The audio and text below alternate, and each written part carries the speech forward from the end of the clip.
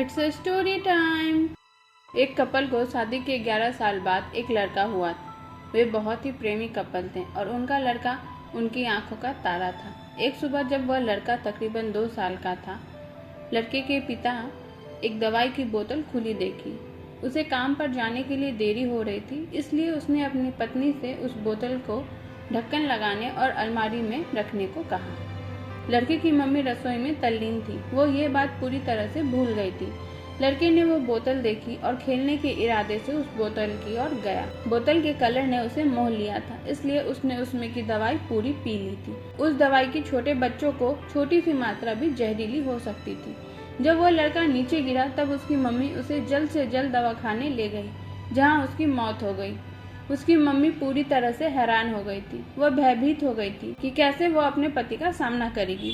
जब लड़के के परेशान पिता दवाखाने में आए तो उन्होंने अपने बेटे को मृत पाया और अपनी पत्नी को देखते हुए सिर्फ 4 शब्द कहे। पति ने सिर्फ इतना ही कहा, आई लव यू डार्लिंग। उसके पति का अनअपेक्षित व्यवहार आश्चर्यचकित करने वाला था। उसका लड़का मर चुका था, वह उसे कभी वापस नहीं ला सकता था और वह उसकी पत्नी में भी कोई कसूर नहीं ढूंढ सकता था।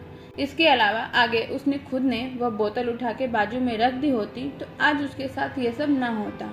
वो किसी पर भी आरोप नहीं लगा सकता था। उसकी पत्नी ने भी उनका इकलौता बेटा खो दिया था। उस समय उसे सिर्फ अपने पति से सहानुभूति और दिलासा चाहिए था और यही उसके पति ने उस समय उसे दिया। कभी कभी हम इसी में समय व्यर्थ कर देते हैं कि परिस्थिति के लिए कौन जिम्मेदार है या कौन आरोपी है। ये हमारे आपसी रिश्तों में होता है, जहाँ जॉब करते हैं वहाँ, या जिन लोगों को हम जानते हैं उस सभी के साथ होता है। और परिस्थिति के आवेश में आकर हम अपने रिश्तों को भूल जाते हैं और एक दूसरे का सहारा बनने के बजाय एक दूसरे पर आरोप लगाते हैं।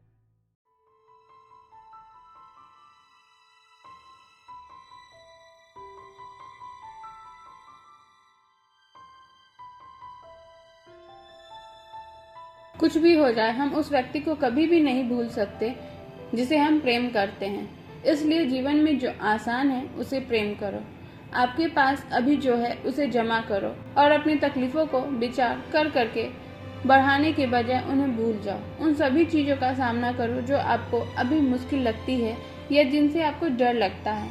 सामना करने के बाद आप देखोगे कि वो चीज़ें उतनी मुश्किल नहीं है जितना कि आप पहले सोच रहे थे। हमें परिस्थिति को समझकर ही लोगों के साथ व्यवहार करना चाहिए और लोगों के कठिन परिस्थिति में उनका हमदर्द बनना चाहिए।